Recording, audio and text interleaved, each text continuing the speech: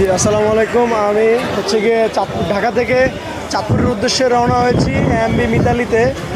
এসে লঞ্চ থেকে নামার পর হচ্ছে গিয়ে অলরেডি ঘাট থেকে বের হয়ে গেছি। এরপর 4টা লঞ্চ একসাথে একত্রিত হওয়ার পরে প্রায় 1000-এর উপরে যাত্রী এখানে আটকা পড়েছে। আমরা পুলিশ সদস্যদের সর্বাত্মক সহযোগিতায় এখানে যাত্রীগুলো আমরা বাচ্চা মানে আপনার 2 থেকে 300 বাচ্চাই হবে শুধু ছিল। পুলিশ সদস্যের সর্বাত্মক সহযোগিতায় সবাইকে এখান থেকে আমরা নিরাপদে পার করতে পেরেছি, এজন্য আল্লাহর কাছে শুকরিয়া জ্ঞাপন করছি। আর এখানে অনেক মানুষের মালামাল রয়েছে, আমরা এই মালামালগুলো এখানে পুলিশ সদস্যদের কাছে হস্তক্ষেপ জব্দ করে গিয়েছি। আপনারা এই মুহূর্তে এখন পর্যন্ত কোনো ক্ষয়ক্ষতি নাই, নিরাপদে আমরা সকলে মিলে সবাইকে এই লঞ্চ থেকে একদম নিরাপদ স্থানে পৌঁছাতে পেরেছি।